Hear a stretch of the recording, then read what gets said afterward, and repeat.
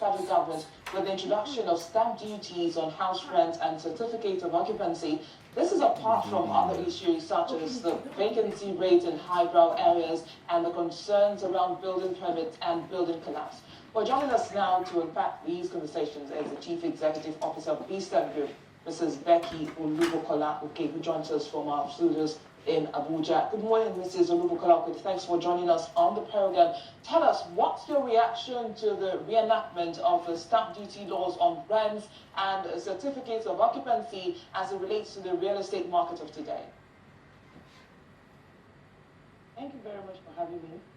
There's a need for re-evaluation of a lot of things considering the pandemic, because none of us were prepared for the pandemic. There's a need for re-evaluation. There's a need to look at a lot of things.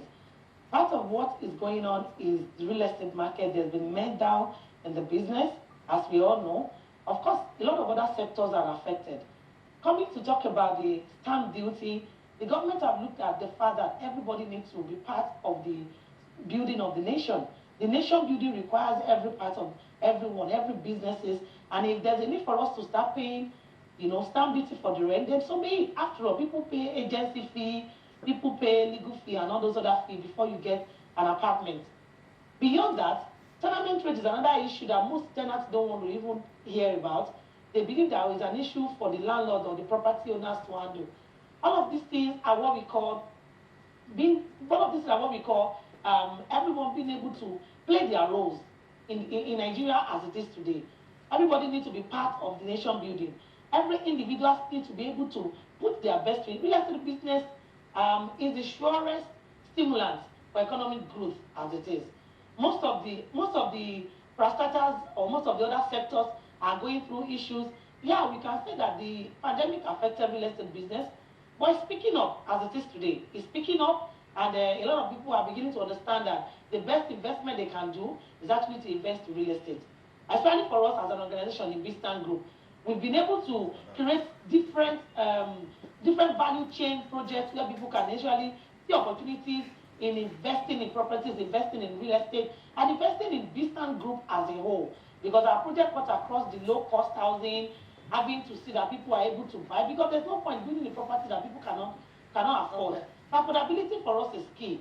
And of course, being able to spread the payment, being able to give people 5 years, 7 years payment structure, and ensuring that everybody is able to acquire the property as they can, or go through the mortgage processes that we have come up with. Because during the COVID-19, one of the major things that taught us as business owners is corporate governance, and being able to restructure and adjust your value chain, adjust your project, adjust what can work, and come up with strategies that can make people, buy into what is this. So if the government came up with the stamp duty idea, I don't have a problem with it. I think it's the right way to go. And of course the CFO issue, we need to start issuing CFO to everyone.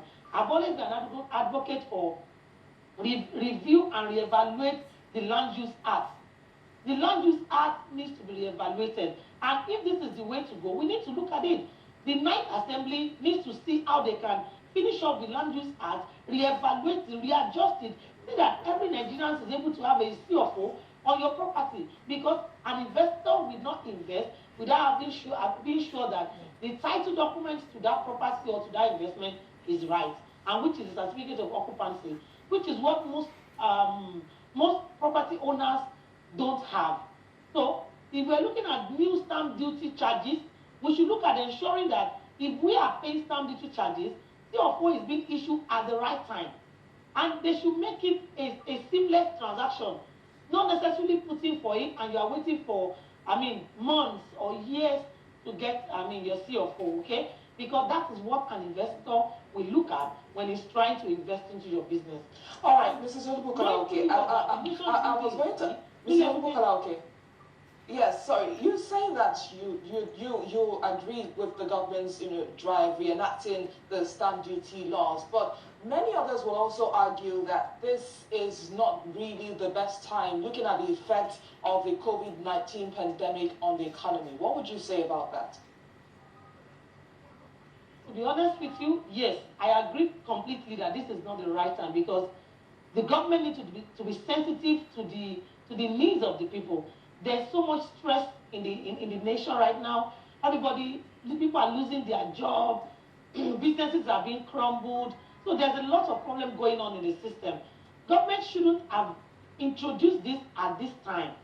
Okay? When you're looking at being sensitive, they shouldn't have introduced this at this time. Maybe they could have waited a little bit more to introduce this. Okay, but like I said earlier, the right thing needs to be done. If you look at other nations, if you look at other European countries, most of these duties that they are introducing to us right now in Nigeria are things that they are already paying across other nations. So they don't even have issue with it, because I believe that the infrastructure is put in place. I believe that palliative measures are put in place to ensure that it cushions the effect of the COVID-19 in the life of the citizen. Our nation here in Nigeria, there's a need for our leaders to be a bit more sensitive to the people. Our people know the right thing to do, but I think that we need to introduce the right thing at the right time. We don't just sit, come up with laws or come up with ideas and just throw it to the public. When the public are still, people are suffering. There's poverty. COVID-19 has brought more poverty to the nation. There are more poor people in the nation as we speak today. Industries are shutting off. Businesses are collapsing. People are losing their job. What I think that our nation should be doing right now is to look at areas where they can cushion these problems, areas where they can try to bring up palliative measures, bring more businesses. As fund is coming into the nation, we should not be hearing people fainting, people sharing money and here and there. We should be hearing how the nation are putting this money back into industries, building companies, building businesses that can, bring about livelihood, that can promote the other people that are losing their businesses, other people that are in the level where they cannot feed. Okay, so that's why I think that it was not so sensitive of them to bring this issue up. But it is not a bad idea for stamp duty to be charged. It's not a bad idea at all. From the angle of our business and real estate, people pay other bills. So I don't think it's really a big deal. Rate versus the occupancy rate. The timing is a bit wrong. All right, so let's talk about the vacancy rate versus the occupancy rate across the residential, offices, and retail segments, mainly in Abuja, where you are, and in Lagos. Does it bother investors like you? Well, the vacancy rate or the property rate is very high, highly exorbitant. Okay, very exorbitant. That's where I'm going to go back to what I said earlier, that the industry needs to be regulated. The real estate industry is a large industry, and the real estate industry, if it's well regulated, can promote the GDP of this nation to 25% to 30%.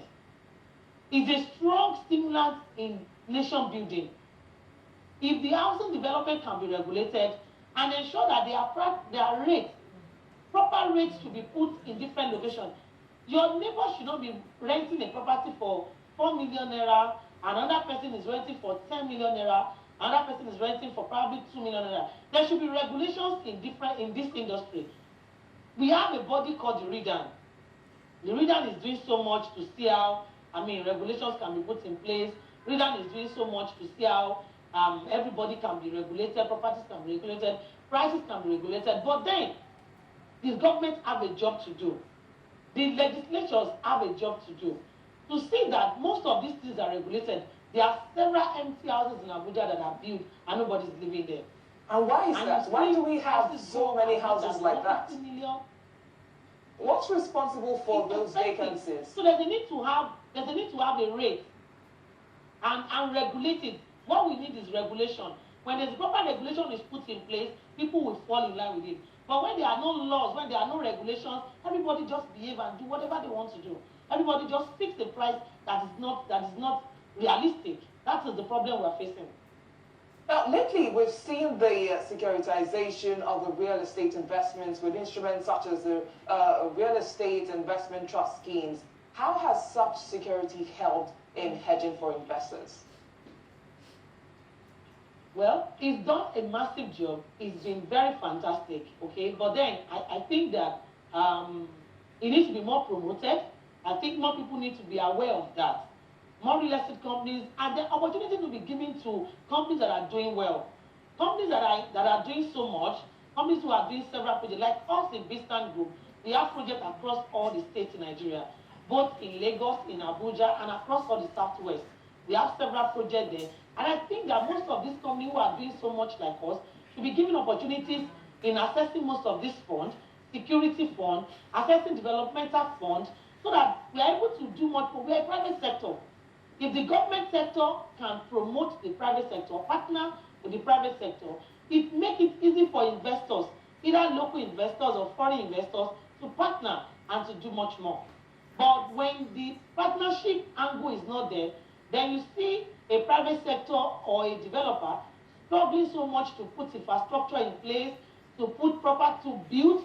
When you are building, you're also thinking of infrastructure. You're also thinking of securities for the occupants of the estate. There's so much that you are trying to put in place. Sometimes we have to go as far as providing mortgages for these people just to see that we're able to balance the equations for them. But you see, the PPP scheme needs to be promoted across the real estate market. That's the private, the PPP scheme. If the PPP scheme is promoted and the government is partnering so much with a real estate organization or a real estate firm that are already in the market, then you will see that it will be easier for businesses to be done. Some of us who have been in the business, for us in Vista, we've been in the business for over a decade now. It's our 13th year in the industry. All right. There's a need for us to be pushed out there, and we've seen a partnership from government, from private sector, state government and federal government to see how much more we can build. The state government needs to do the job of providing housing to their citizens. It is the job of a governor, local government, or whoever that is there to provide housing. When housing problem is solved, I tell you, security issues will be solved. It will solve a lot of security issues. It will solve health issues. Because look at it, COVID-19 is out. How many people have a good house to stay, a home to stay? You say people should stay at home during the lockdown. Most people could not even stay at home because they don't have a good apartment to stay. There are social houses in other nations. Do we have social houses? We don't. Do we have IDP homes? We don't have IDP homes. And they need to provide IDP homes, not just camp. If you go to places where IDP are living, you'll be shocked. They are living under the canopies, suffering. We need to have an IDP home. We need to have a social home. We need to have old people's home. All these homes need to be put in place. And most of the time, government does not need to finance most of this. You can get the private sector to do it. You can get some of these companies to do it as their CSR. And they will provide 1,000 units, 100 units, 200 units across every state. Each state governors need to look at this and see how you can put this in place, because when people have a home, their life will be secured. 50% of people's life, 50% of their problem will be solved when they have a good accommodation. All right, Chief Executive Officer of Bistan Group, Mrs. Becky Olubukola. Okay, thank you for sharing your thoughts with us on the program this morning. Thank you so much for having me today. Our attention would shift to